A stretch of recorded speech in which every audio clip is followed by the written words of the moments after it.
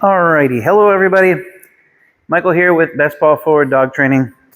And today we're going to be working with Bruno, who's over there off screen at the moment, but he's going to be basically walking in pattern.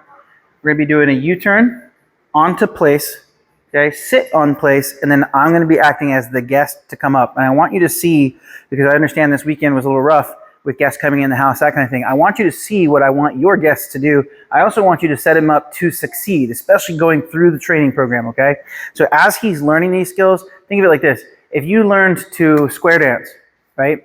And you're one lesson in, and then you go to a family party in front of 50 people, and they're like, all right, square dance for me. Are you gonna be like, yeah, let me square dance for you? No, you're probably gonna forget half what you learned. You're gonna get a little embarrassed.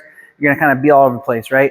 So same thing here. His skills aren't there yet, so set him up to succeed. I want to show you what that looks like, okay? So this is going to be one of the patterns we use for greetings. Again, he's going to walk a straight line, bust a U-turn, go to place, stay on place, and then you're going to see how I act as the guest, how you are going to instruct your guest to react and act, okay? So let's get it going. Go ahead and take him up. Emily's going to be working with Bruno. Okay? So he's staying in a nice heel posture. Get the U-turn going, and place. Okay, so we're working leash skills, we're working place, and we're working sit-stay. Now, from testing it out, you see how he noticed me. I'm at this tape line, basically. He noticed me. Go ahead and keep rewarding him, Emily. We want his focus to stay on you, the handler, okay? So in order to get that, we have to have our guest at a distance that doesn't cause him to fail, okay? So a slower approach here. He's accepting the fact, see how he's getting excited, okay? His environment right now is causing him to get excited, and he's going to fail.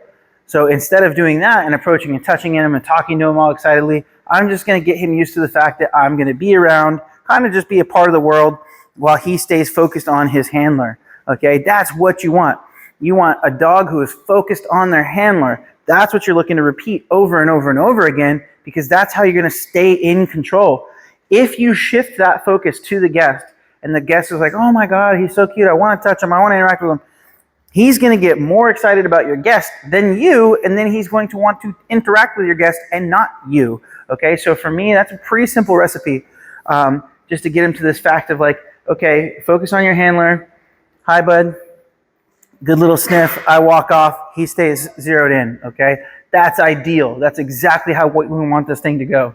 Okay, so when you get him back home this weekend, if you have people at the house again, I want you to set up a practice that looks exactly like this, okay? Walking a straight line, busting a U-turn into his place. That's to practice your leash skills. That's to practice your place and stay, okay? And then a guest coming up, kind of basically ignoring him, walking around him, free moving, and then once it looks like he's going to really succeed, then they can have some kind of interaction with him. Okay, so that the initial greeting looks like this. And look, notice how he's looking to Emily for the reinforcement. That's perfect, okay? I don't want him looking to me for reinforcement. I don't want him being excited about me. I want him to be focused on the handler, okay? So thank you so much for tuning into this video. Remember, you get him home this coming weekend and you have him around guests. This is what it's gonna look like, all right? Thank you guys so much.